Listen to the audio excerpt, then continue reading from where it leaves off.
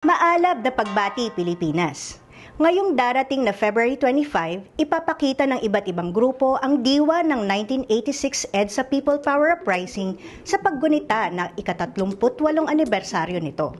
Gaganapin ang iba't ibang protesta sa buong bansa at ang bitbit na issue, ang mainit na usapin ng charter change. Bakit nga ba tampok ang Chacha sa pag-alala sa EDSA?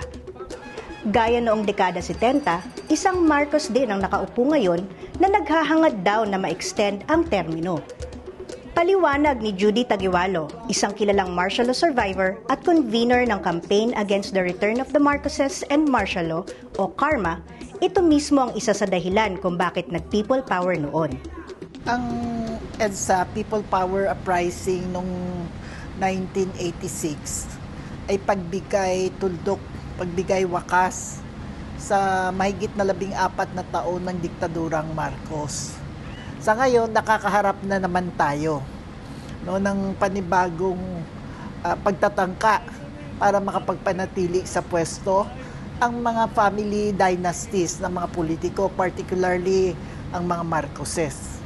Makabuluhan na ang paggunita natin ngayon dahil may katuturan sa kasalukuyang laban ng mamamayan na labanan ang pakanang charter change.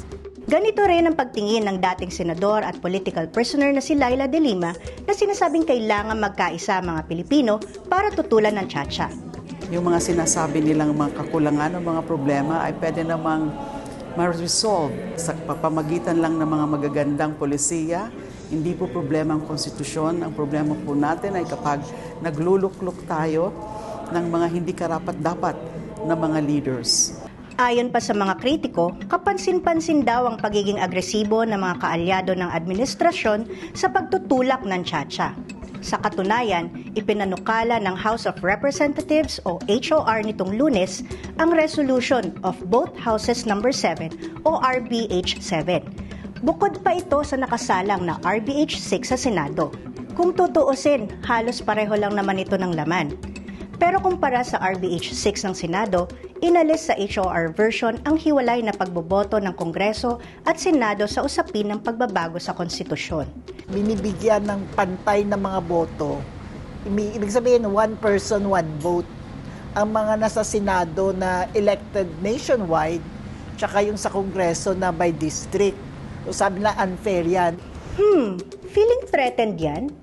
Pero paliwanag ng CARMA, kahit anong bersyon ng resolusyon ang maipasa, iisa pa rin ang layunin ng Kongreso, ang mapabilis ang proseso ng pag-amyenda sa konstitusyon at manaig ang agenda ng mga nagtutulak nito.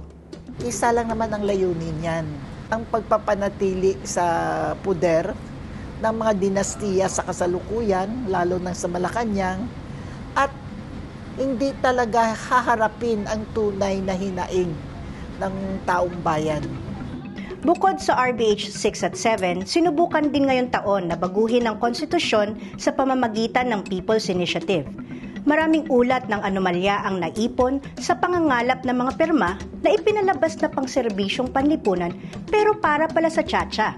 Hindi yan galing sa mamamayan. Malinaw naging papel ni Martin Romualdez at sa ngayon ng mga kongresista at mga local government units para mapapirma. Kaya sa gitna ng pagtutulak ng Administrasyong Marcos Jr. sa Chacha, nagkasundo ang iba't ibang grupo at mga sektor na itampok ito sa paggunita ng EDSA. Ang February 25 na mobilisasyon sa EDSA, inoorganisa ng napakalawak na organisasyon. So ang mga Catholic schools, and then you have farmer organizations, you have workers organizations, you have women's organizations, and you have youth organizations. Nationwide din yan, may mga rally din sa Cebu, sa Iloilo, at sa international. So ito yung isa na namang stage ng ating sama-samang pagkilos para ang ating bayan ay bayan para sa ating mga anak.